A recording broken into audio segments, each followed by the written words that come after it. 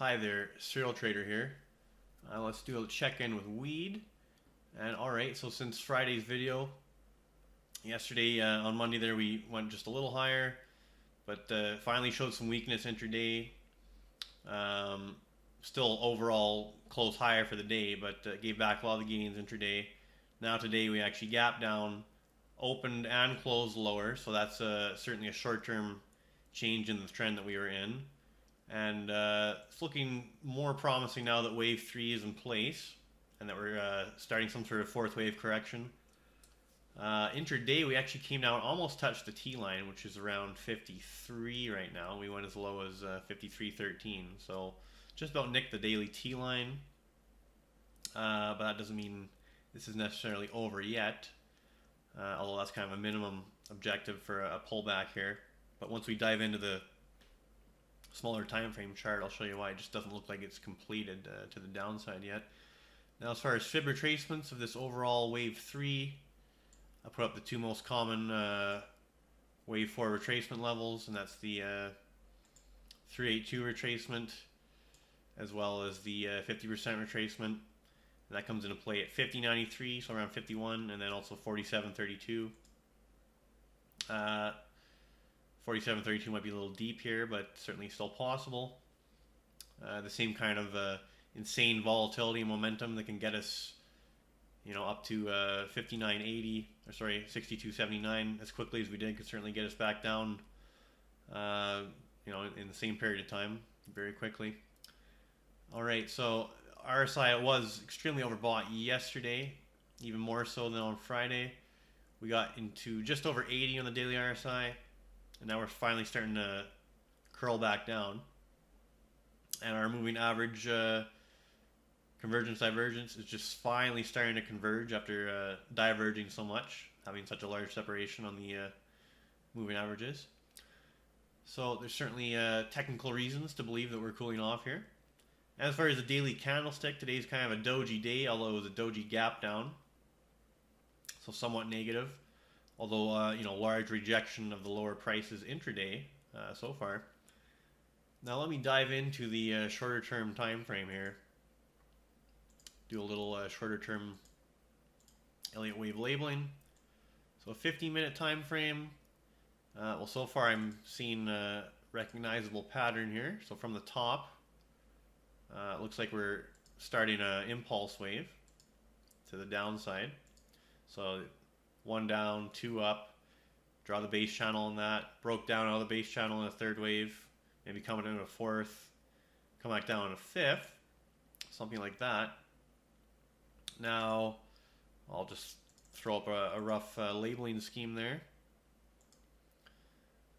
So maybe we have a one down, two up, a three down, maybe that's four if it's not done yet, or sorry, if it's done already. Maybe come down in a fifth, make a slight new low below here, and maybe that'll be for a larger ABC. But we'll get to that in a moment. First, just want to point out some Fibonacci relationships. So we have the relationship from 1 off of 2 down to 3, and we actually hit that 1.618 relationship and exceeded it. So that was quite typical for a third wave in relationship to the first. So that leads me to believe we don't just have a simple ABC down. It leads me to believe it's a little more bearish here short term. ABC down would have been more likely to have that equality relationship and kind of find support on the bottom of this channel, which we didn't do, okay? And in fact, on this channel, it seems like we're actually finding some resistance on this, what I've labeled here as a fourth wave bounce. So that's looking more indicative of short-term impulsive wave to the downside. Now that being said, if I go maybe to the hourly time frame here, what's potentially playing out here? Yes, 5 down, but 5 down maybe for an A, maybe bounce up in a B, and then come down in a C wave here for 4, okay? So maybe something like that. Of course, we don't know yet because the pattern hasn't developed enough to be super confident, but that's a potential scenario. And then we'll just have a nice, simple three-wave correction from the top, maybe hit that 50% retracement level. That's just a hypothesis at this point, but I'm certainly watching for that. Okay, so certainly doesn't look like it's done correcting here to the downside. Although I will point out on CGC, which trades pre-market and after hours, if you're to believe the after hours action today, I mean, we've almost fully recovered this entire decline after hours, but it's on extremely low volume, which leads me to believe that could easily just get crushed tomorrow before and then into the open. And actually that kind of activity already happened yesterday with the after hours activity, and then today at the open for Cron, for an example. Cron was making new all-time highs after hours, significantly too.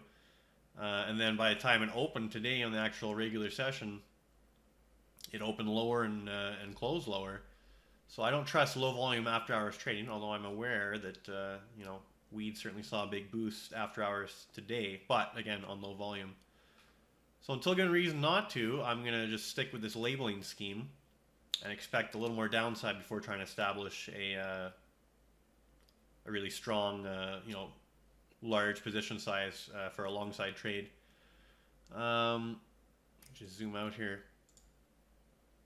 So yeah, the candlesticks going here. The puts that I purchased on Friday, I also added some to that yesterday on that initial strength. I closed quite a bit of that today for a nice profit because I just wanted to take advantage of these extreme overbought conditions. So that was a nice little trade. You gotta be quick though, because you're definitely fighting the trend when you're buying a puts on a chart like this. But I just couldn't resist when I saw such extreme overbought conditions, and it worked out quite nicely. But definitely the next move of significance I'm going to be trying to position for is going to be a bullish, trade setup. So patiently watching and waiting.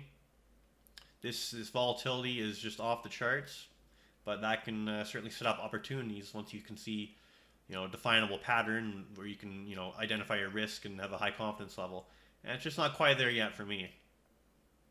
I mean, you could short this right now or buy this right now and potentially just absolutely kill it in a matter of hours. But in my opinion, you're kind of just gambling at that point when you don't have a clear chart set up to work off of. So that's what I'm waiting for. All right, we'll check in as the week progresses. Serial Trader signing off.